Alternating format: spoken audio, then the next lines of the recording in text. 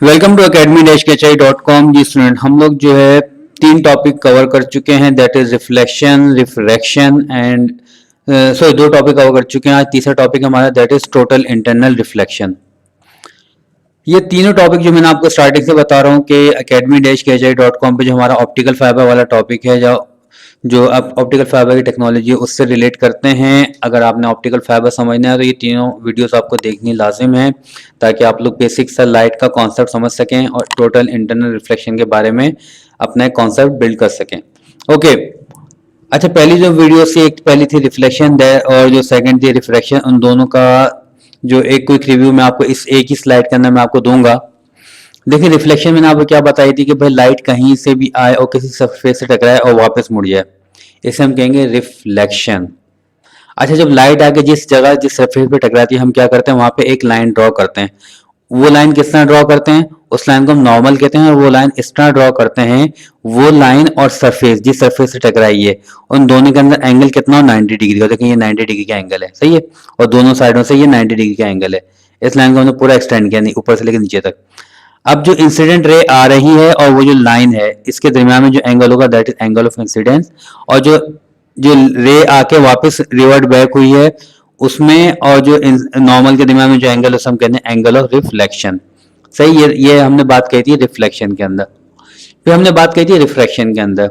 हमने कहा था रिफ्रैक्शन के अंदर क्या होता है, लाइट टकरा के वापस रिटर्न नहीं होती, बल्कि लाइट टकरा के दूसरे मीडिया के अंदर जाती है, लेकिन उसमें जाने के बाद चूंकि आप लाइट मीडियम से यानी रेयर मीडियम से डेंसर मीडियम में गए हो, रेयर एंड डेंसर का कॉन्सेप्ट मैं आपको ऑलरेडी दे चुका हूं रिफ्लेक्शन वाले वीडियो के अंदर।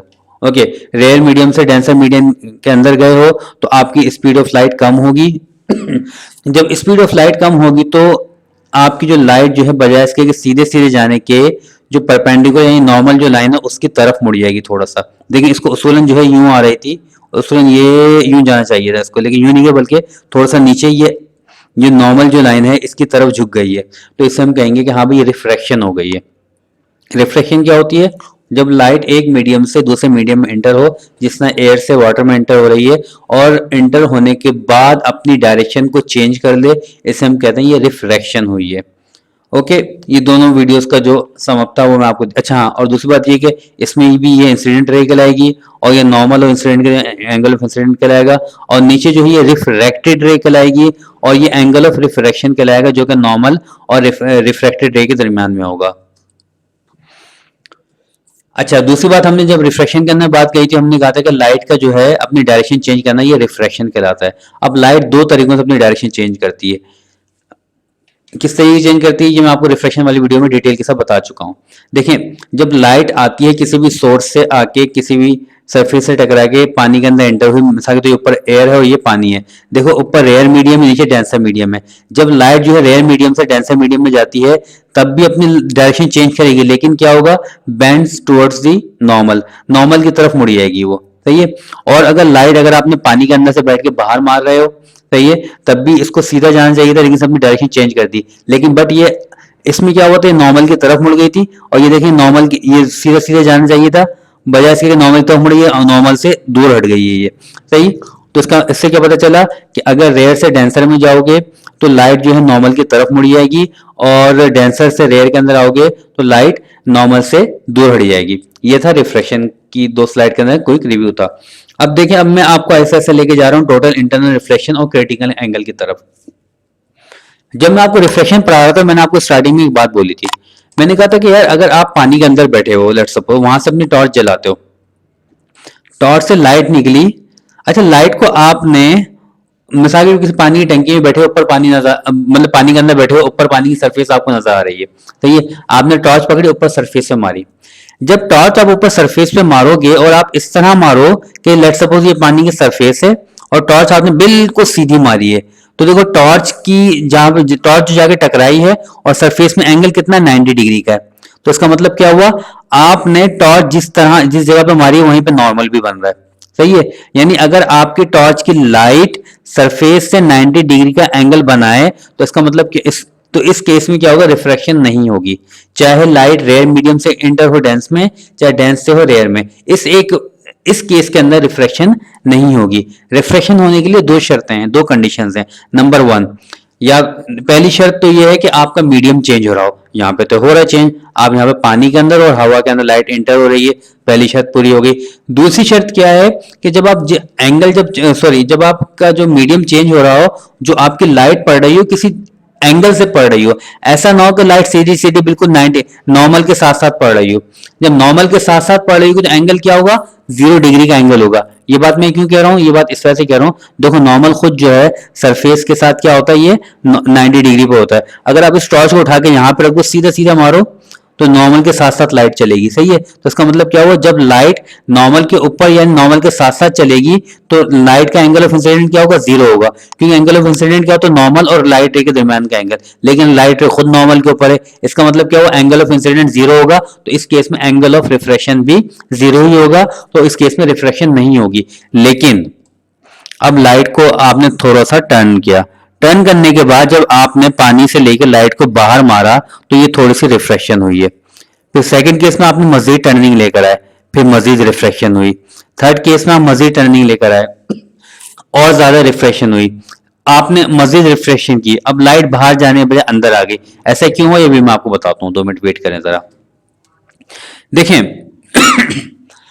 मैंने आपको बता दिया कि जब लाइट जो है सीधी सी पानी के अंदर से आप बाहर मारते हो, इस तरीके से मारते हो कि भाई वो जो है नॉर्मल के ऊपर ही रहे, तो यहाँ पर रिफ्रैक्शन नहीं होती।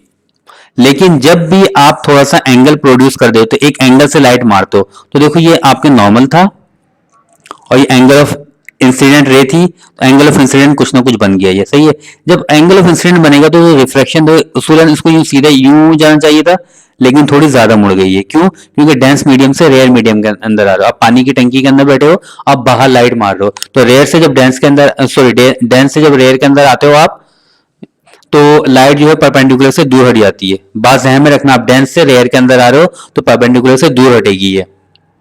अब देखो आपने क्या किया, पानी की टंकी के अंदर बैठे बैठे एंगल आपने एंगल ऑफ आई जो यहाँ पे छोटा था, अब देखो यहाँ पे आपने बढ़ा दिया, अब ये एंगल बढ़ गया, सही। अब ज्यादा कि बड़े एंगल से आप लाइट मार रहे हो, सही है, तो रिफ्रैक्शन भी ज्यादा हुई है। क्लियर है। तीसरे केस में क्या हुआ, अब आपने एंगल इतना बढ़ा दिया कि अब लाइट जो है बजाय सीधे जाने के वो यूं सरफेस के साथ साथ ट्रेवल कर रही है, सही है। यानी लाइट जो है, जो आगे रिफ्रैक्ट लाइट हुई है, वो नॉर्मल से 90 डिग्री एंगल बना रही है, सही है। इस कंडीशन को हम कहते हैं क्रिटिकल एंगल आ गया। क्रिटिकल एंगल मैं आपको भी थोड़ा मजीद बताता हूं मैं। और अब आपने क्या हुआ, क्रिटिकल एंगल से मजीद एंगल को जब आपने बढ़ा दिया, क्रिटिकल एंगल लेट सपोज 49 था, 50 था, 60 था, 70 था, जो भी था, लेकिन उससे आपने थोड़ा सा मजीद बढ़ा दिया, अब लाइट बजाय इसके कि बाहर तो जाएगी नहीं, ना सरफेस के साथ रहेगी, बल्कि सारी की सारी अंदर आ जाएगी। इसे हम कहेंगे टोटल इंटरनल रिफ्लेक्शन। इस चीज को मैं आपको मजीद एक्सप्लेन करता हूं अभी। ये देखें देखें बिल्कुल सीधी लाइट थी, नो इफेक्ट। जब लाइट को आपने टर्न किया तो रिफ्रैक्शन हुई, आपने मजीद टर्न किया और ज्यादा रिफ्रैक्शन हुई, आपने मजीद टर्न किया तो रिफ्रैक्शन इतनी हुई कि लाइट जो है सरफेस के बिल्कुल पैरेलल हो गई, और ये जो आपके जो नॉर्मल था इससे बिल्कुल ये 90 डिग्री का एंगल बना रही है, सही है। तो अब जो एंगल ऑफ इंसिडेंट है, यानी वो एंगल ऑफ इंसिडेंट, देखो जब यहां पे भी आप लाइट मार रहे थे, पिछली वीडियो में देखो, जब आप यहां पे भी लाइट मार रहे थे तो ये कुछ ना कुछ एंगल ऑफ इंसिडेंट था ना। यहां पे मार रहे थे, यहां पे एंगल ऑफ इंसिडेंट था, यहां पे मार रहे थे एंगल ऑफ इंसिडेंट, यहां पे भी है, बड़ा है एंगल, ये एंगल ऑफ इंसिडेंट छोटा है, ये एंगल ऑफ इंसिडेंट बड़ा है।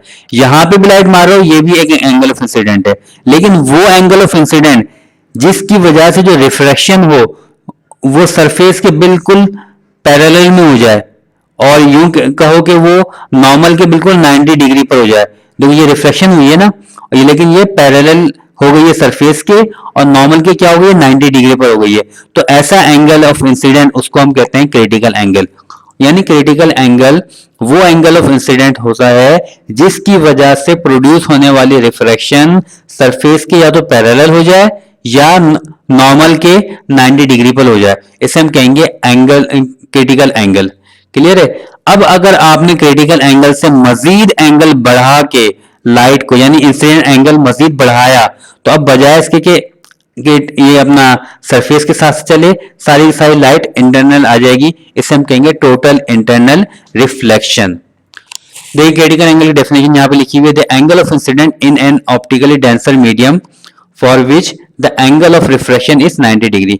यानी वो एंगल ऑफ इंसिडेंस जो कि जिसकी वजह से प्रोड्यूस होने वाली रिफ्रैक्शन जो है सरफेस के हॉरिजेंटल यानी पैरेलल हो जाए या नॉर्मल के 90 डिग्री पर हो जाए, उससे हम कहेंगे, उस एंगल ऑफ इंसिडेंस को हम कहेंगे वो क्रिटिकल एंगल है। क्रिटिकल एंगल बेसिकली ये वाला होता है जो कि बेसिकली एंगल ऑफ इंसिडेंस ही है, क्योंकि एंगल ऑफ इंसिडेंस हमने क्या पढ़ा था, क्या होता है, जो कि नॉर्मल और इंसिडेंट रे। तो इंसिडेंट रे आप पानी के अंदर से लाइट मार रहे हो ना, तो ये इंसिडेंट रे है और ये नॉर्मल है और ये एंगल ऑफ इंसिडेंस है। लेकिन अब इसको हम क्रिटिकल एंगल कब कहेंगे? क्रिटिकल एंगल हम इसको जब कहेंगे जब इसकी वजह से प्रोड्यूस होने वाली जो